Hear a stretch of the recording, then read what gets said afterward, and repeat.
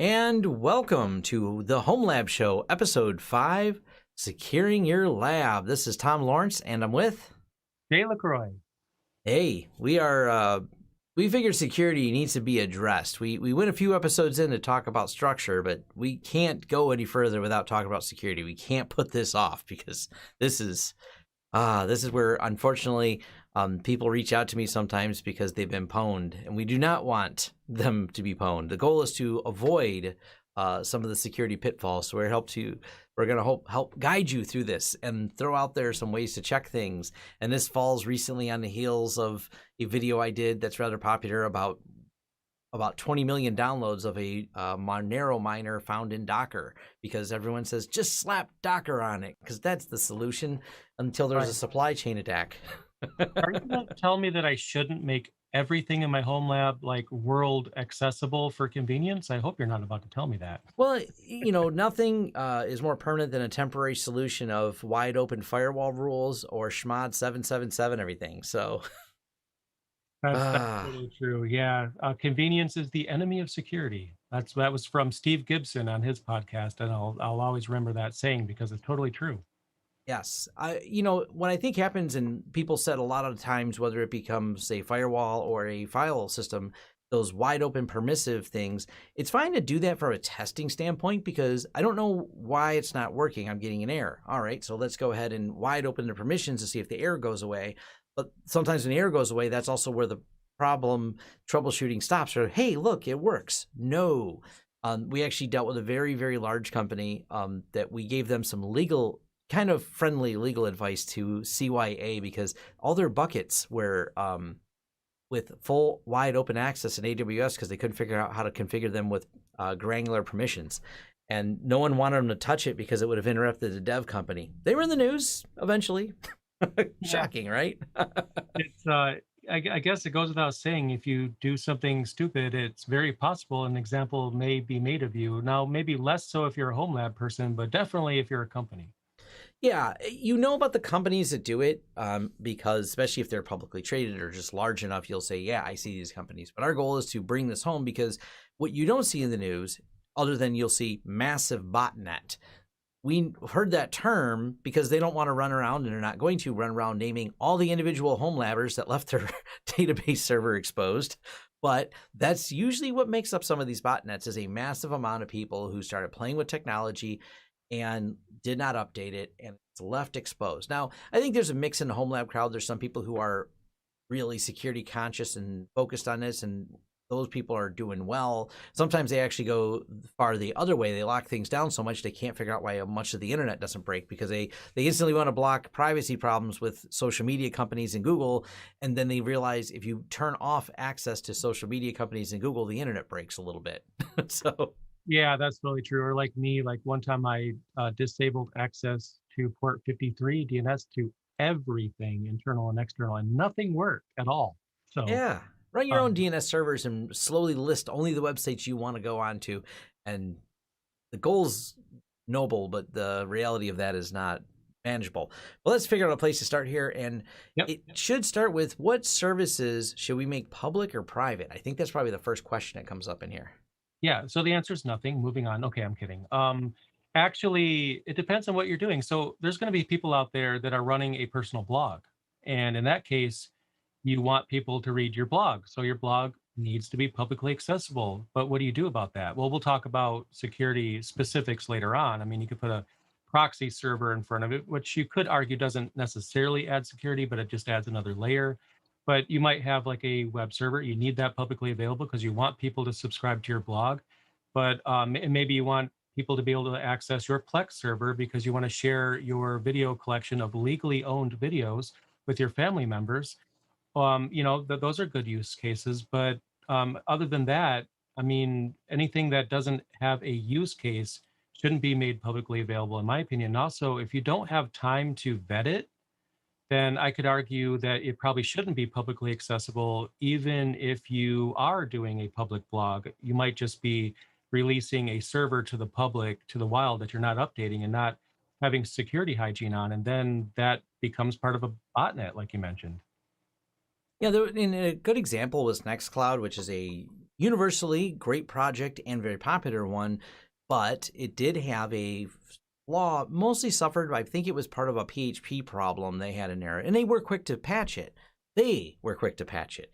The trickle-down effect of everyone else patching it, because people are like, oh, this can be tricky setting this up, and I got it set up and I remember all the problems I had, so I'm afraid to click the update button. Or those of you who load this as a module on some type of NAS, if you use that module, you have to wait for the package maintainers of that particular module to get the update. So now you're looking at a real security threat that is public facing, so you have that risk. And these are things you have to really consider before you make something public.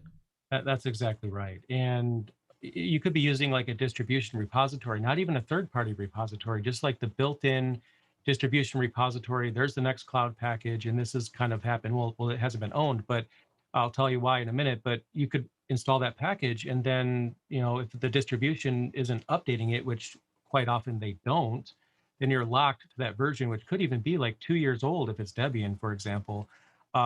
So, I mean, there was a time when NextCloud, if I remember correctly, they were trying to actually get their package pulled from Debian's repositories because they didn't want the version to be locked to an older version.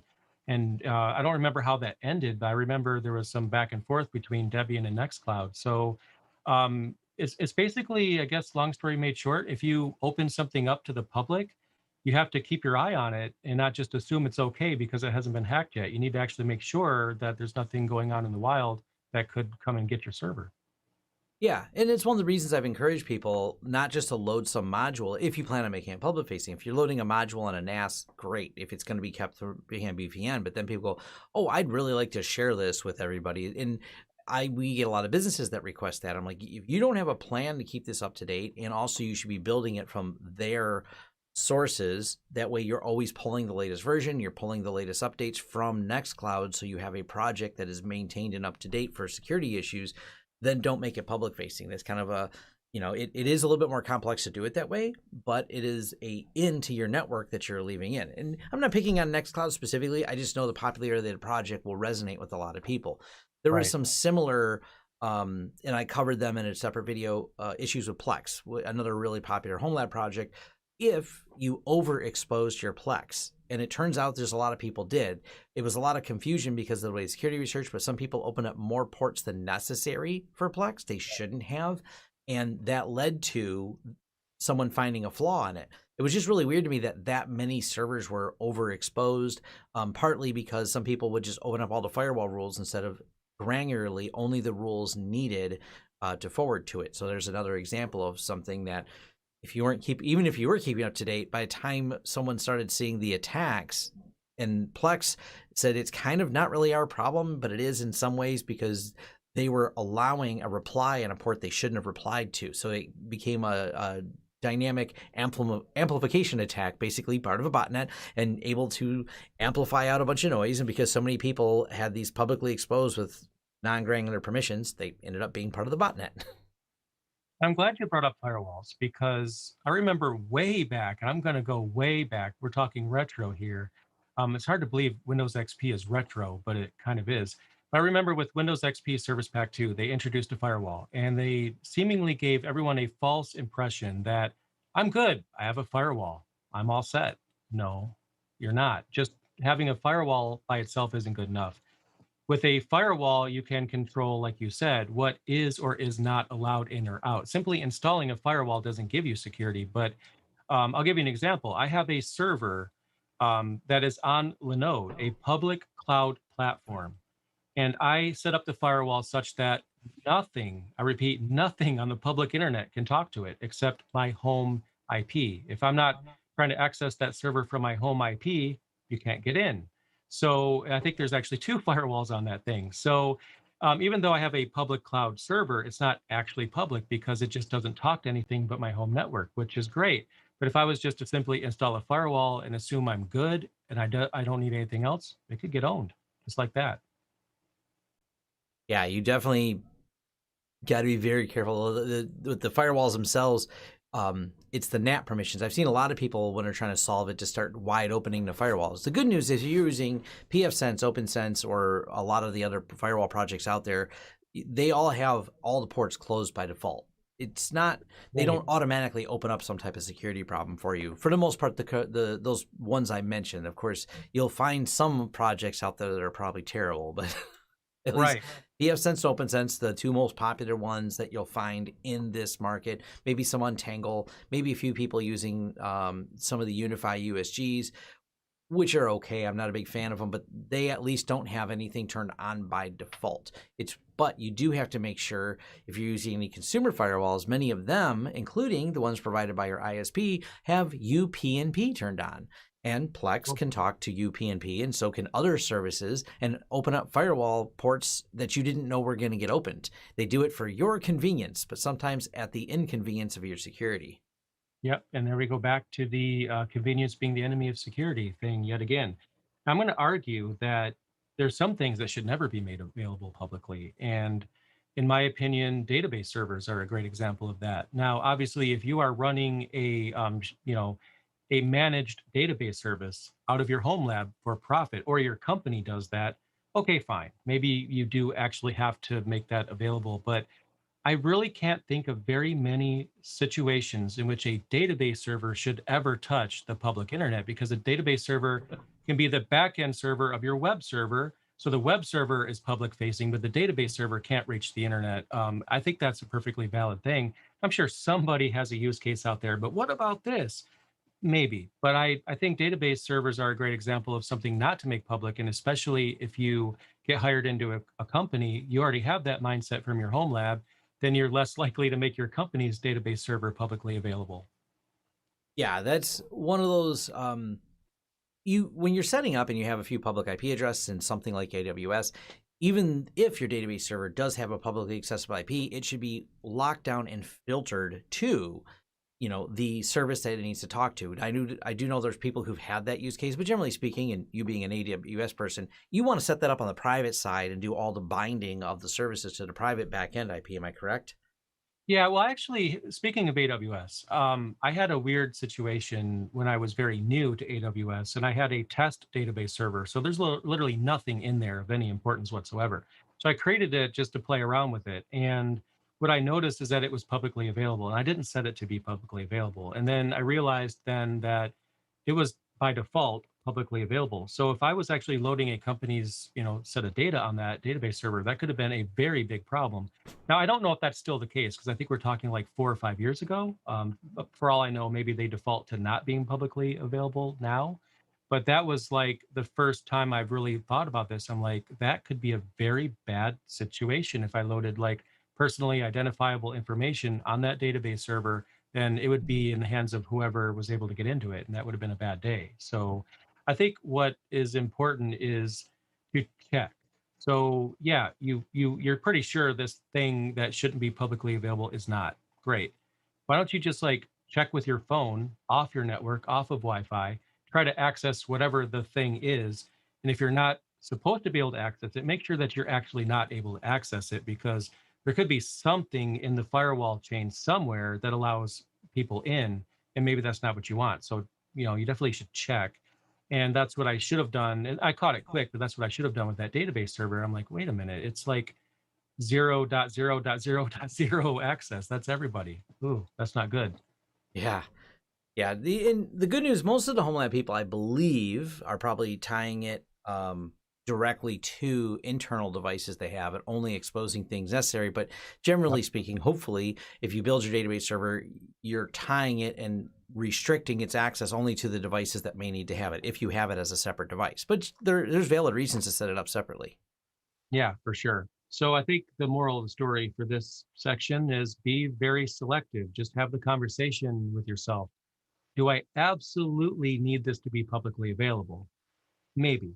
But if you don't, then certainly make sure that it's not. Now, there could be a little bit more inconvenience there too, because with pfSense, for example, I have an SSL certificate on that, and that gives me that nice little green checkbox or whatever it is nowadays. They keep changing it in Chrome, but it's great because I at least don't see that. Are you sure you want to connect to this warning? But I don't allow pfSense to actually talk via port 80 directly to the internet, though. So what usually ends up happening if I'm super busy, that cert will expire because it's Let's Encrypt, and I don't allow Let's Encrypt to talk via port 80, 443, or whatever to the internet. So I have to keep an eye on that. I get the email, and then I have to update that. So I have to temporarily allow it to do its handshake, and then it comes back and it's good. But if I don't remember to do that, then I get a warning. This certificate is not valid. Well, yeah, I know. I just forgot about it. So you got Well, to keep your eye on it too. there is, and the alternative to that I've recommended before, and I've explained how to do this with like Let's Encrypt and HA Proxy, is to use DNS authentication. So if you use DNS auth for your Let's Encrypt, that's a good way to do it without having to open up any ports. So that way you can bring it internally, you can have a signed certificate. And not everybody knows this, but turns out you can easily set private IP addresses even with your public. So when you VPN in, it's easy for you without having to do any funky settings to point everything to internal IP addresses for you. So you can have all of your internal, and there's multiple ways to do this. I mentioned doing HA proxy. I believe you, what is the other service you're using internally? Do you have an Nginx reverse proxy for that? I do. So what I do in pfSense is I forward all port 80 and 443 traffic to a disposable container that its only purpose in life is to run Nginx, and it's a proxy to the internal things that I do want to have remotely accessible. So if I do something like Let's Encrypt and I want to go over 80 or 443, I have to actually disable the firewall rule that maps that traffic to the Nginx container to allow it to do its thing, and then I turn that container back on. But that's what I'm doing currently, is setting up an Nginx container. And I had a problem with HA proxy. I don't remember what it was, but it's just one of those things that is on my list. But the beauty of Homelab is that anytime you have an issue, like, what about this? What about that? You could just bounce ideas off of someone in your circle or in a chat room or even in your forums at your website, and just say, hey, I got this edge case here. What do I do? And Yep. someone almost always has a workaround for it. Yeah. There's a lot of different ways to handle that, but it is nice, seeing the certificate green. I get that. So you're not clicking through that warning each time with your browser that this is a self-signed certificate. Now, automating the update process. Now, Windows has been forcing that on people for a little while, which we all have mixed feelings because Windows Update doesn't always go well, but I really get forcing the updates. Now, the good news is in Linux, I actually find the updates go rather well, and we have the unattended upgrades, so you can avoid some unintended consequences. That's how I've always For pitched sure. it. Like, you need to be doing these. I think with Windows, it's the problem is not that it's often not that it updates automatically. It's just how long it takes sometimes. It's getting better. I remember the .NET updates. Remember how long those took to install? Oh my gosh. Oh, yeah. I can't even imagine what was going on that would make it take an hour, but thankfully it's not like that anymore. But you see nowadays people are running into meetings or now virtual meetings, and oh, I'm going to be late, and then because my computer's updating, and I don't know how long it's going to take. But with Linux, which is going to be quite common in Homelab, there's several different options. Unattended Upgrades is available for Debian and Ubuntu, and that's the name of the package. Unattended-upgrades, you install it. And other distributions have similar things as well. But you also have the concept of live patching, which is the ability to inject kernel patches right into the running kernel and not have to reboot, which is probably less important for home labbers than it is for companies. Because if I'm going to take something down, I just do it. Like, worst case scenario, my kids are mad at me because they were in the middle of an online game or something and I booted them. But if I want to patch something, I just do it. But at a company, it's really great to have that ability to live patch. But the problem is that even though the kernel supports live patch, you have to have some sort of service to actually manage that and supply those patches. And there's kernel care, which is cross distribution, but then with Canonical, you have a solution, and Red Hat has a solution, and you could pay for it. But for home labbers, unattended upgrades is a lot easier because you could set a time for it when you want it to do its thing. You could choose to have it automatically reboot. You could choose to have it clean old kernels. You could have it clean orphaned packages. There's a lot of settings there. You could even have it send you an email when it does its thing, so you know that it is doing its thing. Now, you really only have to just install that package and you're pretty much done. But then you can customize the config files. And that's really cool because you could actually have your systems automatically update. And for home lab people, I don't know about you, but I'm not really doing a whole lot with my home lab at 3 in the morning, my time. So generally speaking, I'll just let whatever happen then. And if I have a problem, I'll deal with it when I wake up. But usually what happens is I wake up and, oh, yeah, everything's updated. So I don't really have to worry about it so much. Yeah, and I'll use my forums as an example because obviously they're very public facing.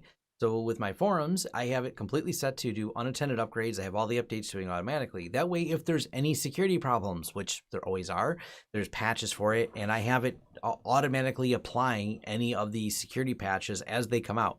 Because, hey, I might not be available all the time, and I don't want to really be babysitting it. And I've seen the argument go, well, what if it breaks something? I'm like, well, if I have an unpatched system that's vulnerable, breaking is the least of my problems because someone implanting something as a backdoor, maybe exfiltrating data, those are worse case scenarios than my forums went down because an update broke.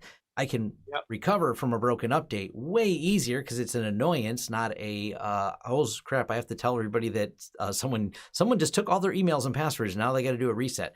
So to me, always patching way outweighs the minimal risk of downtime, which by the way, 2 years in my forums of automatic updates, 0 issues. I've had no times at all when it's been down because of an update that broke it. So statistically, I'm playing the odds pretty good here, and knock on wood, I haven't been pwned. I would argue that it's better for it to be broken if there's a vulnerability. I'd rather it be broken because you can't exploit something that's completely broken, not working. Yeah, right? If I can't get into it, neither can anyone else. Right. So I could even use this. I'm pretty sure. I hope I'm not butchering this, but I read the book Demon a long time ago, and they said like there's 3 rules of perfect security, and yes, there is a such thing as perfect security. So for your server to have perfect security, or actually to have perfect security in general, don't use a computer, don't turn one on, don't plug one in, and you have perfect security. Yeah. But you have a network cable connected to it. Obviously, you're vulnerable, but if it's completely broken and doesn't boot, well, guess what? You're pretty safe, I would think. Yeah, as long as you have a plan or a method. I say unattended upgrades because I built my servers on Ubuntu and Debian, so because that's the world that I'm the most comfortable and familiar with. Jay, as he said, there's are services that are outside of there. You could also, and I've seen someone in the chat mention Ansible. Yes, you could build automation around this with Ansible to talk to all your servers and determine their patch levels. And sometimes some applications don't have automated updates. So yes, you could also then use Ansible to go on, fetch the latest versions of different software packages that are outside of the normal repository.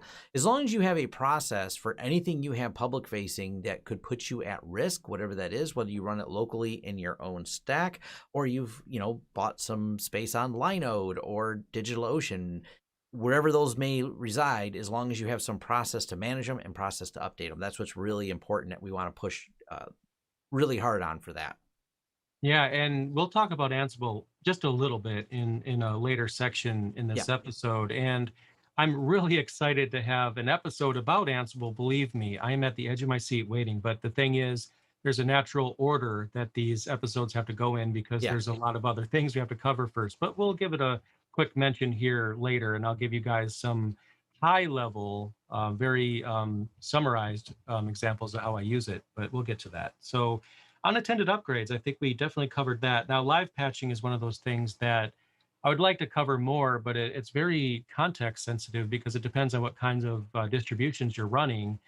And, there's kernel care, but they're a sponsor of my channel. Just keep that in mind. But I only have sponsors that I like, but you have to pay for that. And what I come down to is if you could do something for free, it's usually better because, if you don't mind something being down in the middle of the night, then just use unattended upgrades. It's probably, it's easier on your wallet, if nothing else.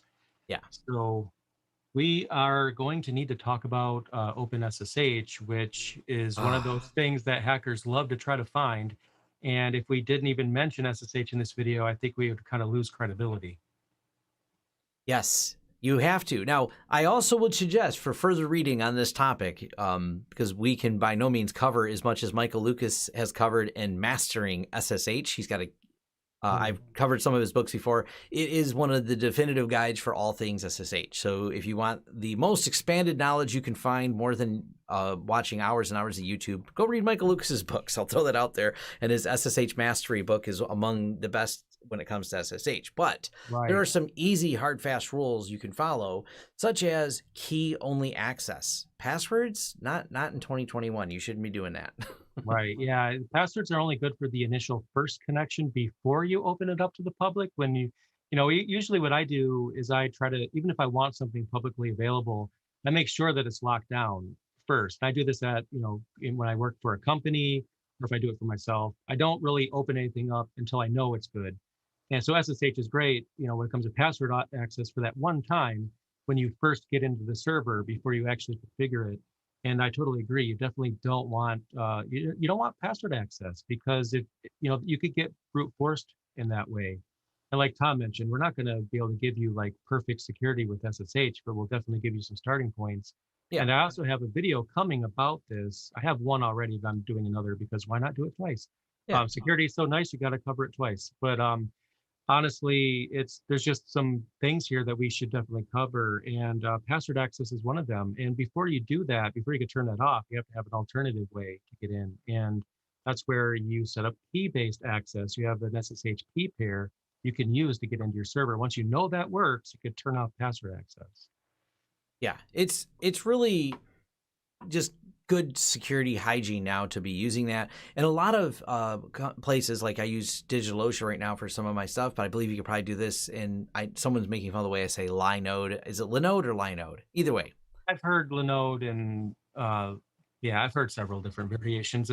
However you say that name, DigitalOcean, for example, has a copy of my keys. And when you're installing a Ubuntu server, you can, if you have your, I have my public-facing SSH keys uploaded to GitHub. They've made it really nice because when you're installing a Ubuntu server, you can just drop in your GitHub ID and it drops all the keys right in. So from the very first time I log in, I do not have to have an unkeyed password level access to my new Ubuntu servers. My DigitalOcean has my keys on my public facing keys on file. So it just drops them in so I can SSH in with my public key pair.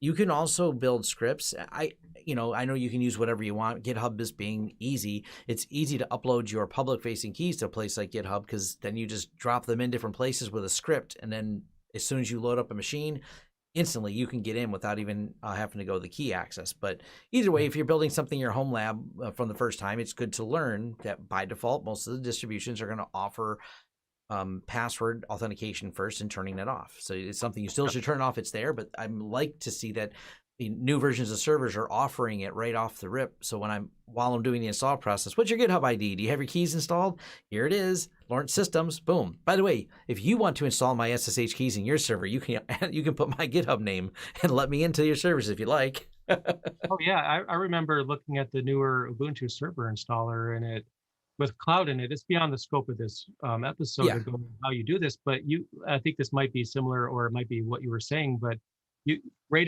there in cloud in it in your local images, because it's great to have your key in a cloud service, but if you're only local, you could literally in the cloud in it config say grab my key from this location, and it will make sure that you don't have password access there. So you could literally just throw that right in your image. Like if you have a image that you start from in your Homelab, which is a good idea, that has some of these tweaks already made and your key already in it. Even better if it's pulling the key from another source, because if your key gets hacked or lost or something, then you could just replace the key at that location. And the next time you bring up a server, it's going to pull the newest version of your key. So you don't have to remaster your image every time you change it, which is also a benefit. It's all kinds of cool things that you could do with keys and things like GitHub. It's pretty neat. Yeah, and it's really a convenience. And I jokingly say about, you can install my GitHub, but we've had clients that done that when they want us to set something up. But in the end, the goal is to have them manage it. I'll have them, this is one of the reasons I have them publicly available, so someone can grab my keys, drop them in. They're actually some of the keys we use here at the company for public facing. This allows my staff to log into those machines, so we didn't have to exchange any password through any hidden channels. We can literally go through email. Hey, the image is ready. Here's the IP address. I installed your keys. Here's the username. We didn't have to exchange passwords. So there's some nice conveniences that can be done with that. But the goal is, of course, not to have it, because even if you're using, and someone mentioned in the chat, and this is obviously a good idea if you have public-facing SSH, some of the different IP blocking, like when you fail to ban would be probably the more popular one. I believe CrowdSec has one. I've seen it, but I haven't tested it. They have a new one. It's a kind of it's a different version, but works similar to fail to ban, where if too many people try to log into a port, it just blocks those IPs. Those are good things too. The best thing is to not have it public facing or restrict it to your home IP address. But if your home IP address changes a lot, well, then you'll have to have it public facing if you have some servers in the cloud. But yeah, the more restrictions you can put on there, you're narrowing your threat surface. That's always the goal, is to keep bringing it down and down so it's smaller and smaller. And honestly, a lot of these automation tools that go out looking for public vulnerabilities, they take the low-hanging fruit. The person with keyboard authentication turned on, that's the first person they're going to attack. The person with failed to ban, they got banned or tar pitted, they're going, we'll deal with that one later if we can't find anyone else. Yeah, that's exactly right. So the percentage chance that you have of getting hacked is exactly equal to the patience level of the person on the other end. So if they're just running a script kiddie or an automated thing and they see, oh, there's no password access on SSH, okay, I'll move on to the next server. Maybe, that's kind of what you want, right? You want them to just say, okay, this one is going to take too much time. Yeah, I could probably hack this guy, but I'm just going to move on to Joe over here who has a password access enabled and a password of ABC123 on SSH. I'm going to go after this person. Yeah. You probably want that, as long as it's not you, right? But if it's a determined attack and they just really don't like you for some reason because you just really rub the person the wrong way, they're going to keep trying and trying and trying and trying and trying. And what you want is to add so many layers that they get to a point, okay, I got to move on because I keep running into barriers here. It's taking me too much time. I need to go to, try to hack someone else. And that's what you want. Mm-hmm. That's one. Now, what about root? I mean, that's really convenient if I just have root for that, because now you only need to guess one side of the equation. Just leave root enabled, right? Yeah, definitely leave it open because it's easier, right? We want to just do all the things without getting, any password prompts in our way. We want to rm-rf everything without a prompt too. I mean, we want God mode if you're a Doom fan, right? Yeah. The thing about that is, when you really think about it, obviously, if you know anything about Linux or you've been using Linux for more than a month, you already know about the root account. You know that root account can do everything, for better or worse. But then you kind of look at it from another perspective. The person who gets into SSH, they have the permissions of the user they got in with. So they got into a normal user account that has no sudo access, no root access. The threat scope is limited. Now, could they still cause damage? Sure. There's a vulnerability chain that they can leverage to do a privilege escalation attack after they get in. They could still get root level access, but at the very least, don't let people start with root access from the get-go, because you are making it a lot easier for them. So just turn that off. Yeah, there's going to be exceptions, because some, especially custom-built appliance type Linux distributions or BSD distributions, may require root as part of their design, and they don't make it easy to have another user. So there's a little bit of some exceptions to this, but those are also machines that should be behind a firewall on a separate network, locked down, because they're not made to be public. That side of their management shouldn't be public facing. But for the most part, if you can, it's a good security practice to not do everything as root, unless you're running Kali Linux, right? Yeah. I remember when I discovered that's how, the first time I used it, I'm like, really? I had the same reaction to TrueNAS, then FreeNAS. I'm like, I'm logging in as root. How do I change that? Oh, I can't. And this is a long time ago. I don't know if you can now, but it's just like, really? And I'm not going to get into reasons why that's the case. But yeah, like you said, there's edge cases here. And that's probably true of everything we're mentioning here. Because obviously you could argue that, why should I lock down SSH? This particular server isn't even accessible to anything outside my LAN, and I only have it powered on for 15 minutes a day. Context sensitive things like that. I mean, you might be able to make an argument, but then again, just lock it down if you can, keyword if you can. Yeah, and the term for that is working under assume breach. So you kind of take your network and you assume someone's on the inside of it. So you do everything you can to restrict things. Like, we have things that are not internet accessible at all internally here that we still have 2FA on. It's kind of that assume breach mentality. What if someone got in our network? Well, I'm not going to automatically assume they're trusted because they're on the inside of the network. So we still have two-factor on different things internally, even though they're just used internally and they're never publicly exposed. If you work under that mentality, if you ever do have some machine in your network that gets compromised, now they have a new challenge of getting into each device in your network. You want to really make the adversary work for every inch they have to crawl through in your network. Not like I got through the firewall and, like every hacker movie, I'm in and I can do everything. You want them to go, crap, there's a two-factor authentication on an internal system. That's just good security hygiene. And it's kind of the same thing with your SSH and locking it down to which IP addresses it goes to or anything else. Yep. Now, one more thing we had on this list here is 2FA, such as a YubiKey or a hardware key system. Those are pretty cool too. Yeah, and there's several different choices. I mean, I believe there's the Titan key. Is that the one from Google? And then there's the YubiKey and a number of others. And I have a video about the YubiKey if anyone wants to look into that. But effectively, the idea is, okay, they got through whatever defense you have. Now they're being prompted for another thing. That's what you want, because every step of the way there should be a challenge, and maybe the challenge at this stage is, oh, I need to enter in a code from a key that I don't have, or I need to press a button on a key that I don't have, which of course makes it a lot harder to get in. So of course that limits your access as well, because you as well need to put that key in there. But then again, you could argue that it's worth it. Yeah. And those hardware keys are not that expensive anymore. I mean, you should buy two, because you lose one, you will lose access to it. So make sure you have a way to back it up. So you usually pair two of them, put one in a safe, one of them that you use all the time. That way you have a backup of the whole system in case you got to get in. But those are also really solid choices. YubiKey is just probably the most popular one out there and has a pretty wide range of support, because they support a wide range of services outside of just SSH. There's websites and everything that support them, and they're a reasonable product for that. They offer a solid piece of security, but you can also do things like standard TOTP authentication. There's a lot of integration you can do with that, the rolling numbers of time-based authentication. So there's a lot of options, but it all increases the challenge it is for even when someone's inside your network to locking it down. So keeping that, even if you're going to expose SSH, throwing YubiKey on there, you've made it that much harder to get in. That's right.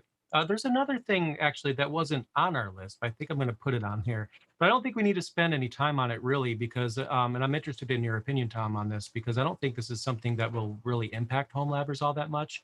But I want to mention social engineering. Now, the thing is, if someone called my cell phone and said, "Hey, this is Frank from IT. I need your password." Okay, it's my network. I'm not gonna be tricked into that. Now, I mean, you could probably make an argument that if someone else in the household is called, I don't really know if this would ever happen in a home, unless you're just a really popular individual. But social engineering is a very important topic that I could argue would impact Homelabbers a lot less often than companies, but it does exist. Yeah. It's definitely something else to watch out for. People have been trolled with emails, especially.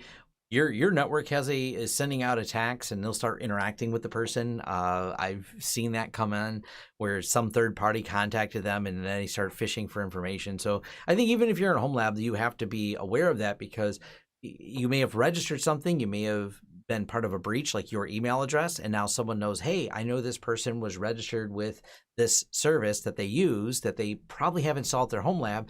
Let me take this information I know about them, or other information I can glean from social media, and phish them into telling them that their network's compromised, and here's my proof, I have this password, because it was part of a breach. That was actually a common attack for people to say that they have a password to something, and you're going, hey, I did use that password somewhere. Wow. Oh no.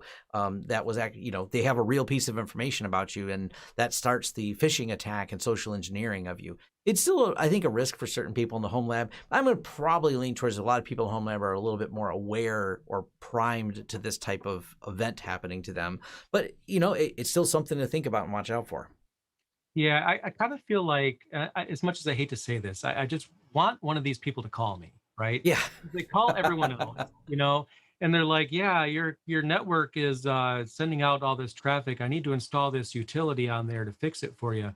So I have it all worked out in my head what I'm going to say, because they call me and, hypothetically, and they're like, yeah, I need you to click on the start button. Oh, start? really? Like, oh, I don't see that. Are you sure? No, okay, click on the Apple logo on the top left corner. Oh, I'm not seeing that either. I don't understand your instructions.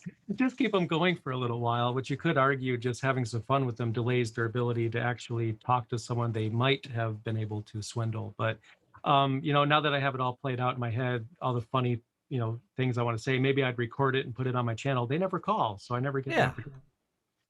Get the Now code. let's move on to which SolarWinds made famous. I think they made supply chain attack a household word. I think this is going to be, in my opinion, one of the longest sections of this episode because there's so many different aspects of supply chain security.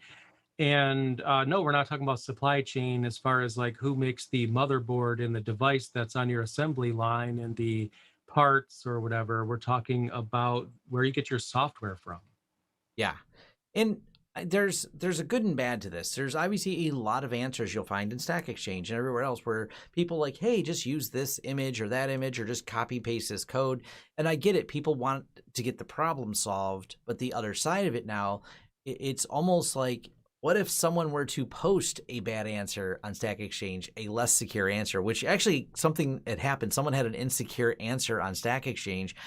It was on how to deploy some code, and it was an insecure way to do it. And it turns out a lot of projects were faulty to this because it was the top result on Stack Exchange for how to solve this problem, but it was not the most secure way to solve the problem.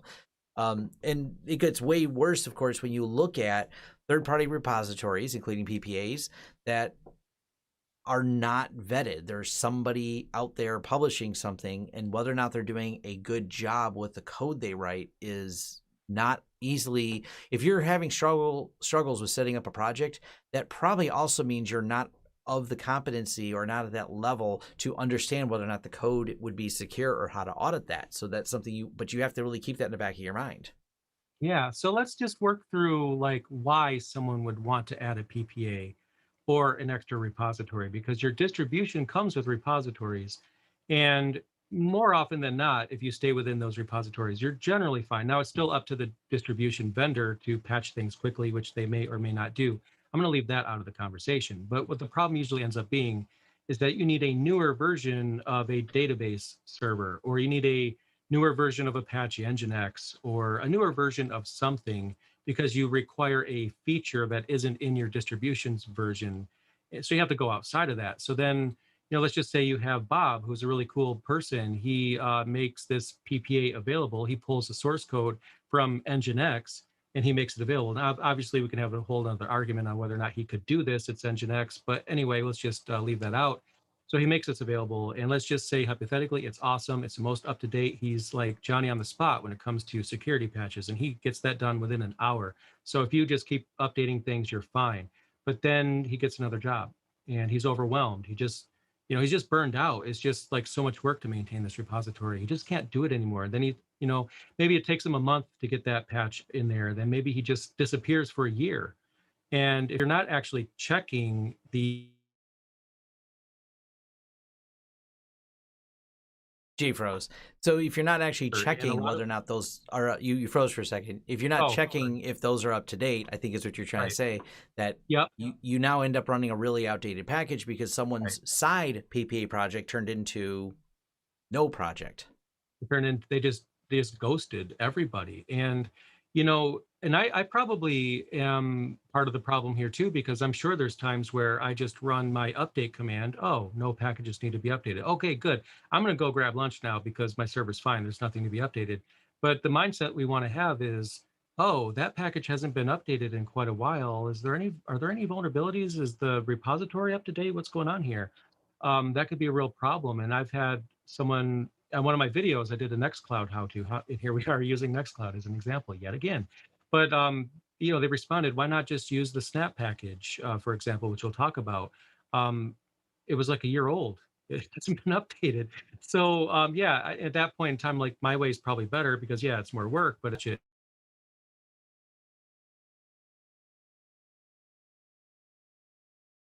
and now you could have a real problem. So you got to keep your eye on these kinds of things. And through varying levels, the different methods that you can get software from, they all have the same problem. If you add a repository, We'll talk more about Docker in a moment, Tom, because I know you're just itching for the opportunity to start talking about Docker, and I'm going to let you have that. Because I agree with you. But regardless of where you get it from, you could have the same problem. You could have a Docker image that has a vulnerability in it, or someone abandons it, or a repository is abandoned, a Flatpak or a snap is abandoned, an app image is abandoned or has a flaw in there. Regardless of where you get your software from, you could have a vulnerability. You have to be selective on where you get it from, and also you got to make sure that everything's up to date. And now Yeah. you can talk about Docker. Oh, yes. And, I did a video recently, and I've warned people about this many times because they actually did a review of all the Docker images, and they found many of them to be built on outdated packages. This was a problem. And the reason package maintainers do it is the same reason you're using Docker sometimes, is you're like, I don't want to deal with all the dependencies, but sometimes those people building a Docker image just go, man, if I update to a newer version of one of the dependencies for my project, it breaks because they deprecated some functions and I don't want to do it. So now they start they start holding back packages and not themselves looking. So there's one challenge. But then, of course, the next challenge was there was 20 million downloads of a handful of Docker images. And I don't have the full list of the packages because they started pulling them, so I couldn't reverse that. But I mentioned and break that down in a video I have about the Monero miners they found. And of course, crypto mining is popular again here in April of 2021. And so that's what they're backdooring them with, because there's not much interest in them backdooring and poking around, but I'm positive there's at least a few of the 5.8 million Docker images out there that may have some type of other backdoors in them. The problem is, as I mentioned, there's 5.8 million Docker images, and the bar for building a Docker image is know how to build one, set up an account at Docker Hub, upload image, set up a Docker Hub image, and that's really popular, and backdoor it with a Monero miner so they can be 20 million people downloading crypto miners for you. It's a real challenge, and I get the simplicity and enjoy the simplicity of containerization, but it needs to, and unfortunately this scales upward. Jay has seen this as I have as well. There's companies in the corporate, not just the Homelab people, to test out a Docker thing, go, hey, it's cool, I can pull Docker real quick, have this image up and running and start playing with some software. But sometimes this gets put in production at large companies, unfortunately, and you're head scratching looking at it going, you guys didn't vet this, and it's something really important that you need to do, is make sure you trust it. The good news is there's a couple checkboxes when you're looking at Docker Hub. You can figure out if it's a vetted by Docker or a official from the company itself. And I threw Bitwarden out there as an example. There's someone who has an official image. Wiki, I've talked about MediaWiki a few times. They now have an official MediaWiki image, but there's one official MediaWiki image. But if you don't check the official box, there are 700 ones that reference the MediaWiki project of varying people that put it together. So you got to be careful where you're pulling from these.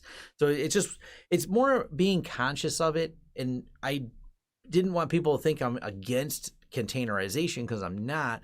I just want to raise the security awareness. It'd be like saying I'm against computers because there's security problems. Like, no, you have to just be careful. You can't just stick everything on the internet, open it all up, or trust any random person to have the right image for Docker. I think that's a great point, because my pet peeve, my number one pet peeve, and I probably say that a lot. I probably have a lot of number one pet peeves, but one of them I'm pretty sure is number one, is the mentality where you learn how to use a hammer, everything becomes a nail. So it's like, containerization's awesome. Let's containerize all the things. Oh, this thing doesn't work in a container. Let's force it to work in a container. But that aside, the other pet peeve, or one of my many, another one, is this mentality that, oh yeah, just do the thing and it's fine, we'll move on. And I think that's kind of what separates, in my opinion, beginner mindsets from the more pro level mindsets. It's, you just gotta really think about it. Yeah, this looks like a great solution. And I'll admit, containers are awesome, Docker's awesome, Kubernetes is awesome. But just like any other solution, look at it. Is this really the right way to go? Is this app going to work the best? Compare the performance. Probably it's going to work better in a container most of the time. But is it secure? Now, my way of doing it is the harder way. When I use containers, I build them from scratch. Now, not really from scratch, because I'm going to start like with an Ubuntu image from Canonical, because you got to start from something. But if I'm going to run Nginx, I could run it from Nginx themselves, but that's another layer, because they're probably using Debian or Ubuntu or something as their base container. Then they add their layer on top of that. And the more layers you have, the more opportunity you have that one of those layers could have had a vulnerability if someone had a bad password on their Docker repository or something. So what I'll do is start from the lowest level I can, which it usually is going to be a distribution image like Ubuntu, for example. You could argue that could be hacked too, but that's another argument for another day. But that's the lowest level I go to. And then I'll install the software. I'll write a Docker file. It'll pull the source from the source control, the latest version. It's going to install the dependencies and it's going to build it. So if I ever feel like, yeah, this container is acting kind of sketchy right now, obviously I want to look into it and find out what's going on, but I could just delete it and then rebuild it because I have the blueprint, I have the Docker file. That's how I do it. Now I actually worked for a company that I'll leave their name out. I don't even know if they're still in business actually, but and you're going to find out why I feel that way. But when I worked there, I was doing that. I was trying to build a manual container. Like, well, just use the container image for, and the repository I don't even think was the official one for whatever app it happened to be. I'm like, yeah, but who's vetted this? Like, are we looking at this and making sure it's secure? And their, top IT guy looked at me like I'm stupid. Like, you're gonna check it? Like, you're gonna look at it? Like, just use the container and move on. And I had to part ways with that company because that mindset, I did not want anything to do with that mindset and my reputation to be there, because if they got hacked, I don't want anything to do with that. And I just couldn't work there. But they looked at me like I was stupid when I was concerned about a container needing to be vetted, but it's a very real concern. And this was before it was in the news. It just seemed obvious to me, like if we just blindly trust something, it could just get blown wide open. And then the company is on the news like Equifax. Not that that was why Equifax is on the news, but Yeah. we could be in a situation where we have a company that is on the news because someone decided to use a container from some sketchy repository that had a backdoor. It could happen, and it probably will. Yeah, and kind of on the heels of that, I'd seen someone in the chat mention like some of the code signing, which is obviously an issue. And there's recently the dependency confusion attack that was well published, and it was creating the collisions of public and private namespaces for a lot of very large companies. So this problem isn't just for the Homelab. This problem has scaled up to the size of Apple and Google. And there are some solutions on the horizon for that, because this goes just to let people know that, yes, we're aware of those. Those are harder because those are a global problem and affect not just Homelab, but like you're talking about Apple and Google, other companies pulling from these repositories. I would encourage people to look up SIGSTORE, SIGSTORE.dev. It is a nonprofit public good software signing and transparency service. It's something new. I'm not particularly familiar with it, but it's basically, the concept is, picture Let's Encrypt, but for software signing and being able to integrate with the existing tools. And it is a sponsored project, nonprofit from the Linux Foundation to help validate who contributed what code to different projects. And I think that's going to be, as supply chain attack just ramps up and we're becoming more aware of it. And hey, there's some good coming out of that SolarWinds. Everyone's really knows what this is. Everyone's going, oh, something really needs to be done about who did what, and we need to do it in a public and transparent way. So there are high-level solutions that are being proposed that I hope come down and become implemented, so that we can all have a better trust in the software that we run, that it's been put together by the people that said they put it together. So yeah, well, that is, it goes on the scope of here, because there's not much you can do if someone were to poison the Ubuntu distribution. Sorry, that goes beyond the scope of this particular podcast. Someone brings up a really good question in the chat. So, okay, we have the latest version of the container, and we verified that it is up to date with the vendor's version. So we're good. It's got the latest patch. How can we make sure that there's no hijinks going on? And what would we actually look for that might make us feel like, yeah, this is kind of weird? You can look for, in the Monero ones, it was some of the high CPU usage. But one of the really clever cryptocurrencies that was being deployed a couple of years ago only took idle time and never let the processor get above 50% to help reduce suspicion. They also renamed the service Task Manager misspelled on a Windows machine. Man, that was hard. I have seen this. Oh, yeah, there's some of them that are really clever. So it's not easy. It's the really $1 million question of, how do we know? You can monitor everything out of your network. They more and more frequently use common US IP addresses. So you can say, oh, just watch for it going to foreign IP addresses. And that doesn't really help vet things very much because that's such a small indicator. There's so many compromised local systems. So it's kind of not easy. Look for things that just look out of order.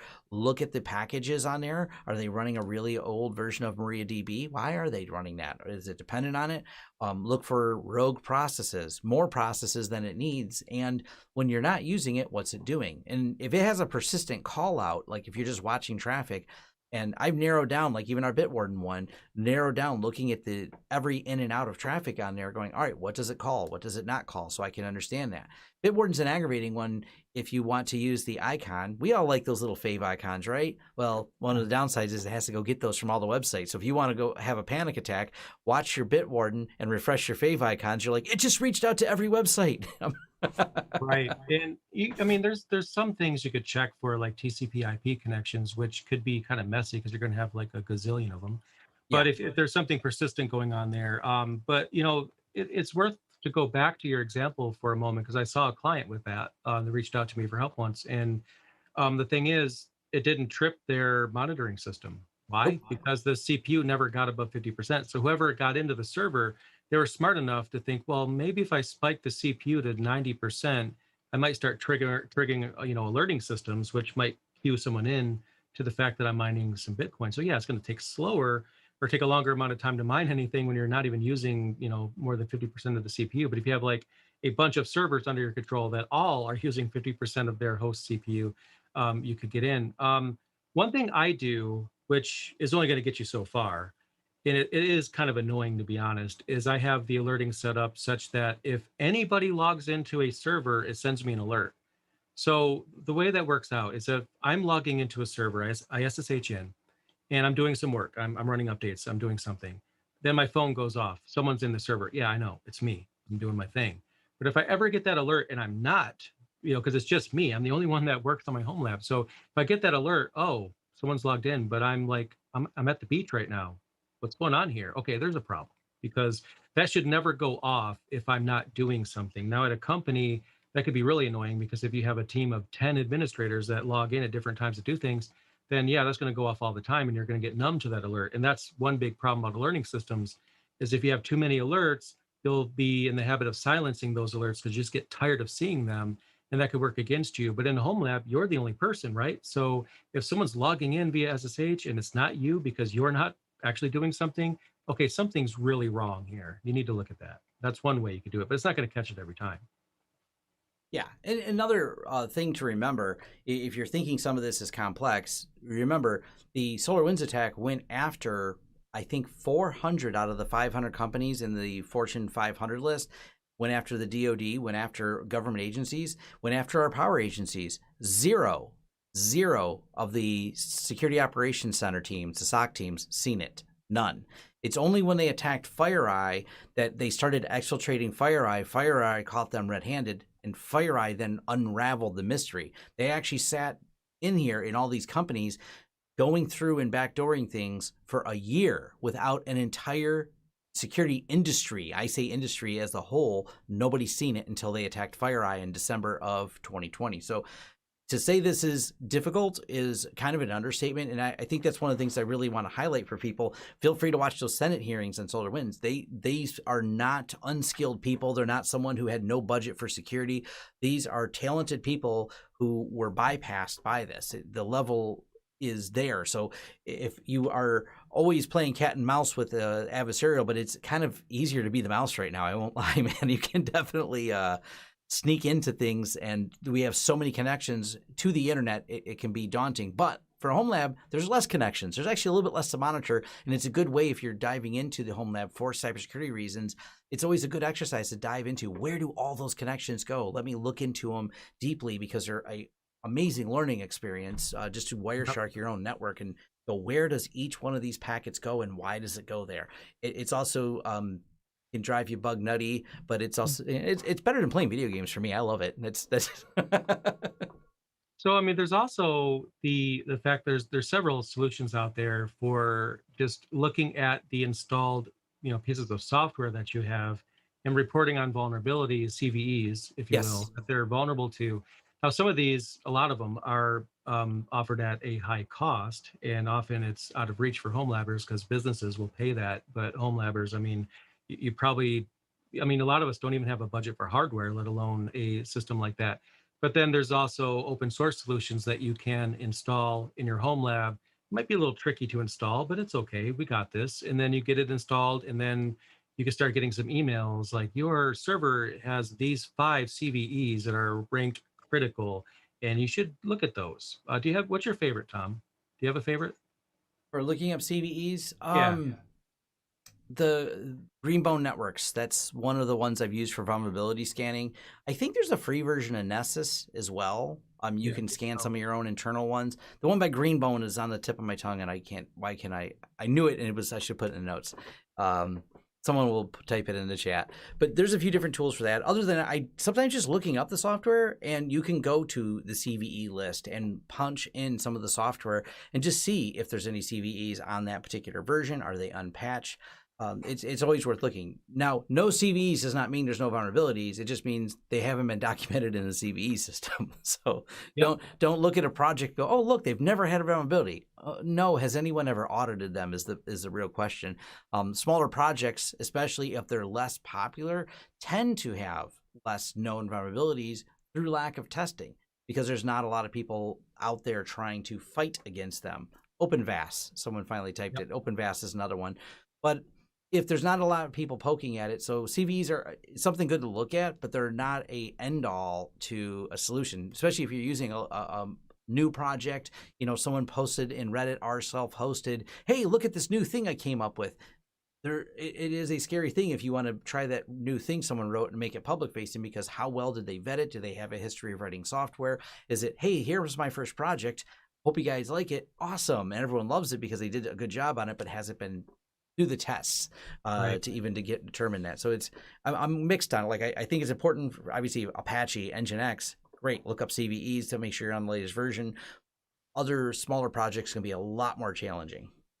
And I would say, as an aside for our audience, keep in mind that yes, we are going over things in a general sense right now, but our Yeah. goal is to do that. Here are the general ideas behind a home lab. Now let's circle around once we get through all of that and talk about individual items in more detail to let you know. I mean, we could have a dedicated episode about any of these things we're talking about. So we could even have a dedicated episode about scanning solutions and what our favorites are when we, Yeah. go through and we reconvene. We'll circle back through all these topics. But Yeah. getting back on topic, what I suggest is to look at what's open down. So if you are running a web server, you probably have Apache or Nginx. So that is the thing that is accessible from the outside that you've made available to the public. So look at that. Look at your Nginx. Look at your Apache. Look at that version. And then you could look at what CVEs are on that. You probably don't have to spend so much time looking at what version of Vim you have on your server. Yeah. Could you have a vulnerability in Vim? Absolutely. If it has more than one line of code or even just one line of code, you can have a vulnerability. But well, nothing has just one line of code. Anyway, you could probably avoid looking at Vim. You could probably avoid looking at Nano and maybe avoid looking at LS or the base utils package or whatever. But Apache, yeah, definitely, because that is actually accepting connections from the outside. SSH, definitely. Anything that from a TCP/IP level is making connections in and out. Focus on that first, because there's going to be probably what 2,000 or 3,000 packages on your Linux server. Do you have time Yep. to look at all those? Look at the Right. things that are open, and then focus your attention on those, and you'll usually be in good shape. Yeah, and it's going to be things also like OpenVPN. That's a lot of times the only port people have open. Like my house, the only way to get to my house is OpenVPN. I don't publicly expose any other services, so I really get to focus on a narrow threat surface of only OpenVPN being open. So I always make sure that's up to date, latest version, and working. But it's also part of my firewall that I have at home, so I trust the firewall company to maintain that for me, and they've been a good steward of it. I haven't had any issues. I'm using a pfSense at home. So we could talk about business continuity, which is something I didn't know what to call it, but it is kind of the same thing because you kind of still have to have it. Now at a company, you obviously you don't want to be down for too long because your profits are going to tank. You have a website, people are buying products off that website, it's super popular. And if it's down more than a couple of minutes, you're losing sales, and that's a big problem. But You could just be on your way to work, back when we actually worked in physical locations, and then Yeah. your significant other let you know, yeah, the Plex server is down. I think everyone is going to live and be okay if you don't get to it in a day or so. But you still should have a way of restoring that with as minimal amount of work as possible, because what you probably also don't want to deal with is, yeah, it's going to take you like 3 hours to rebuild that server. So we could have, and we probably will have, entire episodes about like how you have a base image, how you have automation, maybe Ansible, Chef, Puppet, or something like that. How you even have auto healing. That's really cool. That's the ultimate goal of Homelab, right? Something Yeah. goes down, it automatically kills your server and it just rolls up a new one. I mean, how awesome is that? Yeah. And, But and to be able to do that does take absolute proper separation of your operating system and your data. That way, the operating system doesn't matter. It can be rebuilt on the fly. The data is a separate system, so you don't even think about it if I have to rebuild the OS. I'm going to give you like a practical example that actually happened. So my son and I, we had a conversation. He comes to me, he's like, yeah, I want a Minecraft server for me and my friends to log into and play together on. And I'm like, oh, cool. So it's like, yay, this is like the home labber's dream, if you have children, is that day when they come to you and they want to solve a problem. And you're like, I've been training for this. It's finally my time to be in the spotlight and show them how awesome I am. So we have a conversation about a Minecraft server, and we're talking about backups, right? So I'm like, yeah, what I'm going to do, because I put it on a cloud server, is I'm willing to give you a server with this many cores, this amount of RAM, and a weekly backup. And he's like, well, what does that mean, weekly backup? I'm like, well, okay, what that means is that if your server gets owned, then we need to restore a backup. You could lose up to a week of progress in your Minecraft world. And he's like, of course, well, why can't you just make it unhackable? Because of course I'm over exaggerating my abilities already, so he thinks I'm God.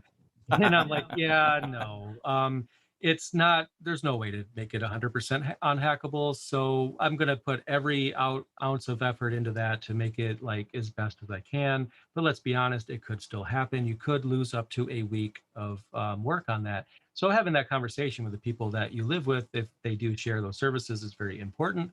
But that kind of leads right into backups, though, because you have to have backups. That's very, very important, and that's often the thing that people don't have, actually. Yeah. It's thinking about that. And one of the things I think someone even mentioned it in one of our chats in here a couple times a few episodes back, but people who want to virtualize their firewall. Well, the more you integrate everything into a single system for efficiency, you also have the problem go, man, I really want to update the system, the virtualization stack, but I can't because everyone's using it right now. And now it's going to take a little bit more downtime than I wanted. So you have to kind of plan all that out and make sure that you have to sometimes inconvenience people, but have a plan around when you want to do it, when you want to install it, because you have to keep all that stuff up to date, and not just because it's inconvenience, I'm not going to update it. That's where it all starts. And then next thing you know, you're 6 versions behind, 7 versions behind, and you're like, oh, I'm afraid to update it because will it jump from version 3 to version 8? So you have to thinking about that. And the last piece of this is backup, backup, backup. Someone contacted us just the other day on our contact form, and they said, so do you have a guide for restoring this thing I updated? And we're like, restore it from the backup? And they're like, well, we don't have one. And I'm like, that's like our guide, is we back things up. So if you roll to a new version, it didn't go well, we can roll back to the previous version. But this person unfortunately didn't back up. They just said, oh, new version, yes. Oh, new version has problems, and it didn't work right. I'm like, 3, 2, 1 backups. Let's talk about that. Yeah, let's talk about that. So 3 copies of your data in at least 2 places, one of which is offsite. That's basically how it breaks down. And if you could have 10 copies of your data in 10 different places, great. You probably don't need that. But in my case, I use SyncThing on all my things. So, I mean, for me to lose data, it's like every laptop, every desktop has to die. And then my TrueNAS server has to die. And then my Backblaze offsite backup also has to die. And then all my external hard drives that are attached to my TrueNAS server also have to die. So it's kind of hard for me to lose data. But the thing is, I'm prepared for it, so I'll never have that situation. Murphy's Law. If you're not prepared for it, you're definitely going to have a problem. But basically, the way that works out is you want at least 3 copies of your data in 2 different places, one of which is offsite. So and here's an example that really makes me roll my eyes. Sometimes it's, oh, I'm good. I have an external hard drive on my server, and it just copies everything to it. I'm good. So how do you feel about that, Tom? How does that make you feel? So What right now, the backup strategy comes down to how long can you go without data being backed up, and it comes on to budget. I mean, if you've got the budget, build an entire duplicated office and have all the servers mirrored in real time. If you don't have the budget for that, you look things like, I'll use my company as an example. We create a lot of data in our invoicing system. We create enough data that I've chose to back that up. Of course, it's on a resilient rate system and everything else, but that's backed up hourly, the entire database. And I've even thought about doing it every 30 minutes just because it's not that many changes every hour. But boy, if we entered a lot of checks or we created a bunch of invoices, I don't really want to have to recreate more than an hour's worth of data. And Right. if you have your son with Minecraft, if you spend a lot of time, a week's a long time to go without a backup, because if you build something extensive in Minecraft and someone gets in your server and griefs and just starts destroying everything, what are all those hours worth? So do you have more snapshots or not? Now, when it comes to getting it offsite, we're a big fan of Backblaze. That's one of my ones I like, and you can pre-encrypt everything, which works really well. And SyncThing is some of the real-time data. Some things I want backed up in real time, so that I use SyncThing for. And I've done several videos on this because anything I change on my desktop here, I will just shut off my desktop when I'm done doing something. But then when I go home, I'm like, oh, I want to pick up where I left off. SyncThing is for any type of real-time syncing that I have, and then you can combine that with a TrueNAS system to keep revisions of it. So it's also kept offsite. It actually, the SyncThing here at my office synchronizes with a TrueNAS server at home, and I keep revisions for 30 days of all the things I changed, including my videos. Is same thing. I'm using SyncThing in real time to get them from the studio to my server, so I always have them backed up, because I don't want to record a video for an hour and then a hard drive fail on my recording computer. That would be terrible if it failed and then I didn't get that video edited, because me and Jay both record and sometimes edit later. So we have like several videos on there. I have to have them backed up in real time because I don't want to copy them each time I'm done. That's tedious. Right. I like automation, and automation leads right into backup and then creating revisions of it. And then going a step further, all my videos are backed up off site, back to Backblaze. And yes, for people going, but do you want your data in the cloud? Well, it's encrypted. They can't see anything but a bunch of garbled numbers that I backed up. So yeah, So there's strategy. So actually, I was going to say I need to talk about more offsite backup solutions, but just to piggyback off of that, I use a very similar system to Tom, and it might even be exactly the same. But We probably do. basically, yeah, because basically, SyncThing has a revision system of its own. So I could say in my documents sync, like, I want 30 days of revisions for the files. Now, I'm not even talking about outside of SyncThing at this point. SyncThing it just keeps that, but it's syncing to TrueNAS constantly, right? So TrueNAS snapshots twice a day, every single share. So if you think about it, TrueNAS not only has twice a day of a snapshot there, that snapshot also includes all of SyncThing, even SyncThing's own revisions. So SyncThing's own revisions are included in that. So even though you could say, well, yeah, but what if you want to restore something from an hour ago? It's every 4 hours. I still can, because all those revisions that SyncThing itself keeps are in that snapshot. And SyncThing is so, you could be so creative with that. I'm not going to make this the retro gaming podcast as much as I would love to, but all my RetroPies, the devices I play my classic games on, also have SyncThing on them, and they sync the save files to each other. So I could play Super Mario World on one TV and SyncThing's running on there, and go to my other TV in another room and pick up that controller, and it's got my same save file on there. So SyncThing is really popular. I mean, excuse me, really powerful. But getting back to offsite backups, okay, so yeah, we use Backblaze. It's great. But what if you don't want to pay for it, or you can't pay for it? There's some alternatives, and I've seen so many different, very awesome things people have come up with in the community, like someone syncing another TrueNAS server at their parents' house, for example. They have that syncing back and forth. Obviously, you have to look at your bandwidth allowance for your ISP in that situation. But then you could also look at it like, do you work in a physical location? Do you have 2 external hard drives? Take one with you at work. Leave one home. It's syncing. Swap them out, and then take one to work. Obviously, make it encrypted, but you get the idea. So now you have one offsite. Or if your family has a safety deposit box, right? Why not, if it's big enough and you have room for it, why not every now and then put one in there? Just cycle them back and forth, and don't forget to do that. if you're creative, you can avoid having to pay a solution like Backblaze. But if you can afford it, Backblaze is really cheap. It's a great solution. And like Tom said, you could actually encrypt it before it goes up there. So you're not really worried that your accounting spreadsheet just fell in the hands of some person somewhere. It's encrypted, so you're generally protected. Yep. And I really encourage, because I know everyone always has security concerns of backing up in a cloud, but that's why it's just a default habit. We encrypt things before we put them up in the cloud. It's just easier.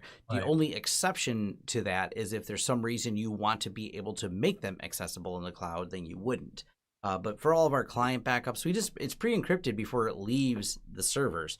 So it's not encrypting it in the cloud, it's encrypting it before it gets to the cloud. So we're actually transmitting over an encrypted tunnel the pre-encrypted traffic. So it's 2 layers deep of encryption. And but always make sure you back up the password to that, because we've had people that one of my unfortunate stories where we tried to help with the recovery, they had a fire, destroyed the building, and they were so happy that they had a backup system. And they were also bragging about how they encrypted.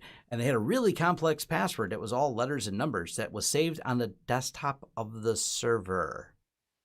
And so we could not get in and pull the image down because the image required the decryption password that someone saved on the desktop of the server that was destroyed. And so why I didn't told them think I about just don't have any solution to this problem. The only password that was created on the server. They didn't want to put it somewhere to keep it out of hands of nefarious people, so they never backed up the key. So that encryption key saved in a text file on the desktop, which I didn't think was a great place. It was another IT company that contacted us, and I was like, I have no good news for you. I said, you chose a great backup service. You chose a backup service that has proper encryption. I don't have a solution. They need this key. They can give you all the data in an encrypted blob. So you do have to make sure if you create these keys that you make sure you have that key somewhere safe. And that can physically mean in a safe deposit box somewhere, in a physical safe you have, however the methodology you want to keep that key safe. But that is important side of it. So, and this kind of relates to, and why we brought this at the end was from a security standpoint, you should be able to restore to known good points. This is one of the things someone said, well, if your network became compromised and you know when, if you can identify the when, which sometimes is easy with, you're like, all right, this person clicked the phishing link. Everything's a big mess right now. What do? We roll back to the known good point. That's the solution. You nuke and pave everything that happened after the breach. You roll back to the prior to breach, and then you start over from there with known clean images of everything, and away you go. Yeah, and that saves you more work, right? Because let's be honest, a lot of us, including me, we're so busy right now. So much going on. I mean, hopefully, some of us are not busy because considering the times, but the people that are busy are super busy, and you might not even really have all that much time. You might even have an hour to restore it, and if it takes you 4 hours because you have to manually build it or rebuild it, then that's not a good day. So then you might just not have a home lab for a while, and the individuals in your house that watch Plex, I keep using that example, they can't. So now they can't catch up on Orphan Black, which is a great show, by the way. Now people are upset with you. So um honestly, it's just amount of, like you mentioned earlier, how long are you willing to be down for, and how much time do you want to spend to get it back up and running. And this is where I insert Ansible, which I've been waiting for a while. And Ansible is, something that I use quite often, and people that follow my channel, they already know that I have quite a few videos on that already. But I Ansible all the things right down to my desktops. I mean, it sets my wallpaper, my GNOME theme, my keyboard shortcuts, it installs sync thing. I could take a desktop computer from Ubuntu Minimal, which means just the command line, no GUI, no X, no login manager, and it'll build it right up to a usable desktop environment. And it's smart enough to know this is a server, this is not, and it adjusts itself accordingly. But you could also argue I spent way more time on that than I would ever spend, even doing something manual. So it becomes a thing of it by itself. But if you could automate something and you don't go insane with it like I did, then you could actually get it down to just a couple of minutes to get things back up and running. Yeah. And the best news about all this is very translatable. If you started in a home lab and you want to translate this to real world work, this is what you'd end up doing in the real world, is deploying this, maybe at a different scale than your home lab. But these are really good, from the top to the bottom of this is all good things that you can then take and apply either at your job or at the job you're trying to get, learning all this in the home lab. I think we've covered the whole security topic from top to bottom and wrapped it up. I think we have. And the thing is about security, it's a never-ending conversation. I mean, Yeah. we could create an entire podcast about security, but we won't because Steve Gibson with Security Now has already done He does that. a good job with that one. That's a good podcast to listen to. He's got a great history of, is it close to 800 something? I don't remember what they're on now. I lost track. Yeah, and each episode is like, isn't it somewhere between an hour and a half to an hour 45 every single week? I mean, they never run out of things to talk about. No, that's the security is a ever moving target. There's always more things to learn. There's new things coming out all the time. So you do have to stay on top. It's one of the things that keeps me excited about tech is there's a persistent, constant change in this environment and something new for me to play with, poke at, or go, hey, how'd that blow up? What's this problem here? If you follow the security industry too closely, you're going to need lotion for your forehead because you're going to be face palming all the time. Like they did what? There is a lot of burnout. There's a lot of demand for cybersecurity people, and there's a lot of burnout because it can be very exhausting if you're dealing with breaches a lot. Right. So it's not for the faint of heart. It's a lot, but hey, it's still, to me, there's still something, a lot of fun with it. Also, check out the Darknet Diaries podcast if you haven't already. That's such a great dive into security as well, and talking about real world scenarios and how they played out. It'll give you different perspectives on things, understanding how things happened. So I think that wraps up episode 5, security. Securing your lab, I think, is what we titled this. That's what we titled it. But we didn't mention, but yes, this podcast is available at thehomelab.show. So this is download. We've got that sorted out. It should be published by now on all the podcasts, including all the very first episode zeros. So I think if anyone wants to do this via podcast, watch it on YouTube. We made this pretty available now. Yeah, tell all your friends, all your colleagues, tell your cat, whoever's able to download a podcast, spread it. Let everybody know about it. We have a lot of fun doing it, and we hope you guys have a lot of fun listening to it. Yep. And someone said security who? I don't know if they're joking or they're asking what Security Now is, but if you look up Steve Gibson Security Now, it's on the Twit network. And Darknet Diaries, well, that's easy to find too. Just type in Darknet Diaries. So hopefully this was educational. Hopefully you have all these things turned on, and this was just a refresher course because you've not pulled any random document images and you have root disabled and you don't have everything exposed, right? Right. And we could argue, and I'd be interested if there's a way to find this metric, but that the average home lab network could be like way more secure than the average business network, if you really think about it. I bet there's some truth in that. I've probably run into a few of them. All right. Yep. Thank you very much. And one of my staff just posted in the chat. This episode will be available shortly after Tom sends over the file, which will actually happen as soon as I'm done. It'll be today. How's that? April 14th. All right. Thanks.